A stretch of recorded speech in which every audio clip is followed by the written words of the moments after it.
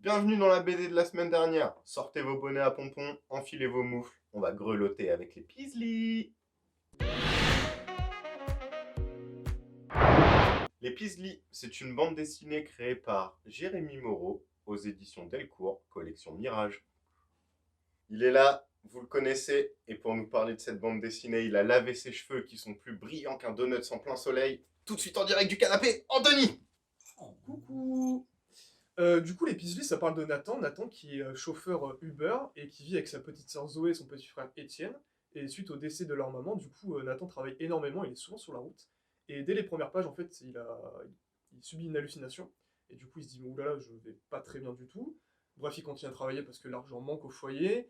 Et en fait, un jour, son téléphone crash, il va à un magasin qui répare des téléphones. Il rencontre Annie, une vieille dame qui lui demande de le conduire à l'aéroport. Nathan a une nouvelle hallucination, accident, catastrophe, ils vont à l'hôpital, tout va bien, personne n'est blessé, personne n'est mort. Et Annie propose à Nathan, du coup, de prendre son frère et sa sœur avec lui et de partir en Alaska. Parce que Annie, en fait, prenait l'avion pour rentrer 40 ans plus tard chez elle, en Alaska, parce qu'elle était retournée en France pour une petite histoire d'amour. Et en fait, on va suivre cette famille, du coup, qui va se déconnecter de la ville pure. Je sais plus où ils habitent, peut-être à Paris, je suis pas sûr. Une ville, du coup, connectée à mort par téléphone, internet, ce que vous voulez. Et ils vont tous partir en Alaska, une espèce de retraite spirituelle. Et du coup, on va suivre cette famille là-bas. Et il va se passer plein de choses formidables. Maintenant qu'on sait de quoi ça parle, on va pas rester trop longtemps sur moi, parce qu'en vrai, vous, moi, on n'a qu'une seule envie, c'est de revoir cette coiffure parfaitement propre tout de suite. Anthony. J'ai kiffé l'épisode parce que graphiquement, j'aime beaucoup le trait de Jérémy Moreau. J'avais lu la saga de Grimm, enfin j'ai connu l'auteur par la saga de Grimm que j'avais adoré. Et je trouve que la tête de ces persos, elle marche trop bien. Il y a très peu de profondeur, on dirait que c'est plat, et pourtant, je sais pas, ils transmettent des émotions de fou. Ils ont pas d'yeux, ils ont des points noirs, c'est très bizarre, et pourtant, enfin, il exprime beaucoup de trucs par les visages, et ça, j'aime beaucoup. On a des trucs contemplatifs aussi, j'aime beaucoup la contemplation, parce que j'ai présenté plein de BD contemplatives, et pour le coup, les Peasley aussi en fait partie, vu qu'ils sont en Alaska, il y a énormément de décors, de forêts, de lacs, de neige, et en fait, des fois, on suit le personnage. En fait, Nathan, quand il va en Alaska, il se balade souvent tout seul, et en fait, il n'arrive pas à retrouver son chemin parce qu'il est sans cesse perturbé par ses hallucinations. Et du coup, quand on suit Nathan qui tripe tout seul dans la neige, et ben, il y a plein de cases qui se déroulent où il marche dans des paysages fantastiques avec des cerfs, des animaux. Tout est parfait. Et pour ce point graphique, j'ai beaucoup aimé.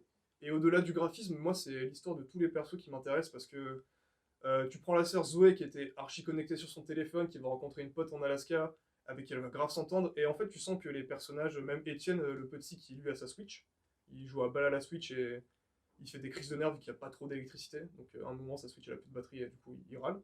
Et après, il va aller chasser avec ses copains de l'Alaska. Je sais pas comment on dit les Alaskaciens. Bref. Et en fait, tous ces personnages-là, ils vont être frappés par. Il y a très peu d'électricité, pas d'internet. Et en fait, c'est un retour à la nature, un retour aux origines de la vie en général. Tu te lèves le matin, tu vas pêcher ou chasser, tu racontes des histoires au coin du feu. Et du coup, c'est tout ce processus-là qui s'enclenche sur 250 pages. Et du coup, je trouvais ça vachement cool. Parce que chaque perso a sa problématique. Tout dépend des âges. Et ils vont tous essayer de la résoudre par le biais de quelque chose. Et rien que ça, c'était très chouette. Et un dernier truc qui m'a énormément plu aussi, alors c'est un peu plus dans l'air du temps de réchauffement climatique, catastrophe naturelle, tout ça, tout ça. En fait, Annie, du coup, la mamie qui vient d'Alaska, elle a une vision de la vie plutôt intéressante pour le coup. Pour elle, en fait, c'est pas la fin du monde, c'est un cycle qui se termine et qui va se reconstruire sur de nouvelles bases, en fait. Elle voit pas ça comme quelque chose de mauvais forcément, mais plus comme, bon, bah, un cycle vient de se terminer. Maintenant, il y a des catastrophes, il y a le réchauffement, tout ça. Mais en fait, on va revivre autrement et il n'y a pas à s'inquiéter, quoi. Les prochaines générations pourront vivre, ils reviendront à ce que faisaient leurs ancêtres. Et du coup, pour ce message-là, je trouve ça cool qu'on ne nous dise pas c'est la fin du monde, tout le monde va mourir, on va vivre dans des bunkers et faire une guerre nucléaire ou je ne sais quoi. Et c'était vachement aussi, il y a beaucoup de trucs sur les totems, enfin, je ne connais pas beaucoup à ça, mais sur les animaux totems, tout ça aussi. Très mystique pour le coup. Ça, je suis un peu moins friand, mais je comprends le délire, donc ça m'a pas plus déplu que ça.